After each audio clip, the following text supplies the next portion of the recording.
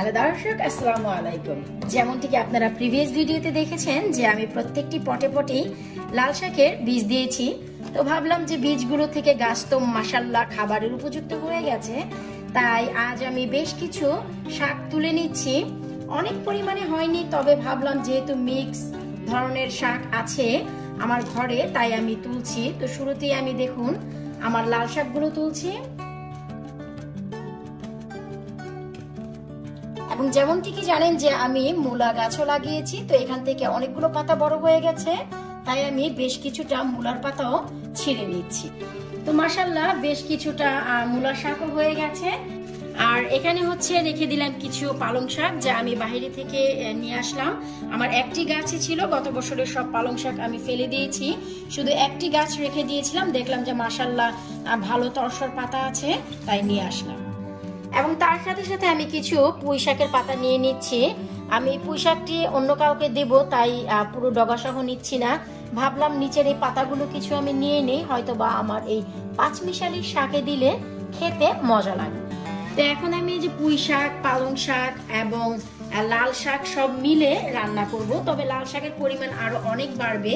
আমি মাত্র অল্প কিছু তুলেছি, বাকি আমার যতগুলো পটে আছে সবগুলো লাল শাক আমি তুলে নিচ্ছি।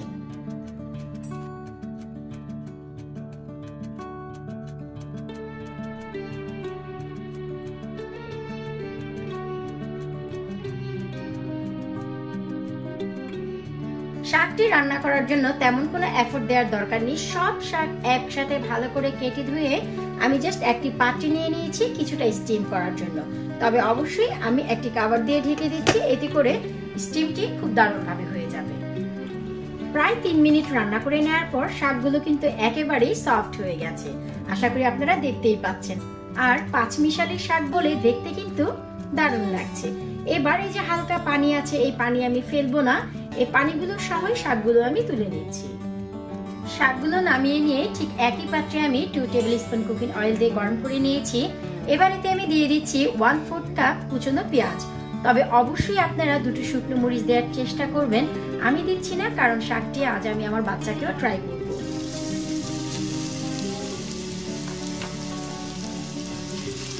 পেঁয়াজটি শুরুতে আমি 2 মিনিটের মতন ভেজে নিচ্ছি। দিয়ে দিচ্ছি 2 টেবিল চামচ কুচনো রসুন, 2 টেবিল স্পুন চপড গার্লিক। ভালো করে এই দুটিকে মিশিয়ে ব্রাউন করে ভেজে নিচ্ছি। আমাদের রসুন পেঁয়াজটি ভালো করে ভাজা হয়ে গেছে, একেবারে গোল্ডেন ব্রাউন হয়েছে। এর থেকে বেশি ভাজতে গেলে কিন্তু আবার শাকটি একেবারেই তেতো হয়ে যাবে। এবার আমরা শুরু থেকে যে স্টিম করে নিয়েছি সেই শাকগুলো দিয়ে দিচ্ছি।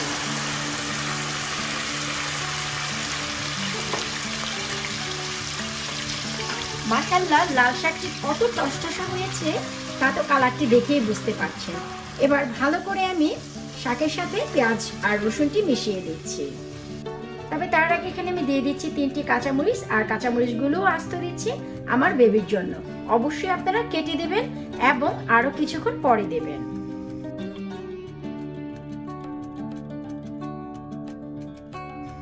এবার দিয়ে দিচ্ছি স্বাদ মতো লবণ। আমি এখানে 1 টিস্পুন লবণ ব্যবহার করছি, তবে পরে চেক করে কম বেশ অ্যাডজাস্ট করব। লবণটি দিয়ে আমি মিশিয়ে নিচ্ছি। এবার শাকটি আমি রান্না করব যতক্ষণ না পর্যন্ত পানিটি টেনে আসছে। 2 মিনিট রান্না করার পর শাকটি থেকে পানি অনেকটাই টেনে এসেছে, আশা করি দেখতেই পাচ্ছেন। এবার এই শাকটিকে আমি আরো কিছুটা টেস্ট করার জন্য এখানে আমি দিয়ে দিচ্ছি 3টি সেদ্ধ আলু। 3টি আলু সেদ্ধ করে আমি হালকা হাতের সাহায্যে একটু চটকে দিচ্ছি। এতে করে দেখা যায় শাকটিতে একটু আঠালো ভাব হবে, আর বাচ্চাদের খাওয়াতেও অনেকটা ইজি হবে। ভালো করে এবার নেড়ে নিচ্ছি।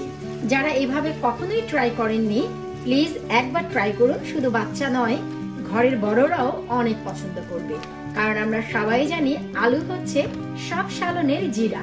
তার মানে হচ্ছে যে কোনো খাবারে আলু দিলে খাবারটি এমনি এমনি টেস্ট হয়ে যায়। এবার ভালো করে আলুর সাথে নেড়ে নিচ্ছি। শাক থেকে সম্পূর্ণ পানিটি টেনে এসেছে, আমরা এবার নামিয়ে নিচ্ছি। আর শাকটি রান্না করতে আমার পুরোপুরি সময় লাগলো 10 মিনিট, একেবারে স্টিম থেকে শুরু করে। তার মানে একেবারে অল্প সময়ে মজাদার শাক রান্না একেবারে কমপ্লিট। এবার চলে যাচ্ছি একটি প্লেটে নিতে। 10 মিলে করি কাজ, হাড়ি জিতে নাহি লাজ। আসলে যে কথাটির একটি অর্থ আছে তা আমরা জীবন চলার পথে ধাপে ধাপে বুঝতে পারি। তার মানে হচ্ছে আমি কিন্তু শুধু আজ মূলা শাকটি খেতে চেয়েছিলাম, পরিমাণে এত কম ছিল যে একেবারেই খাওয়া হতো না। খাওয়া কি, পাত্রে দেওয়া মাত্রই সেটি ভ্যানিশ হয়ে যেত, এতটাই কম।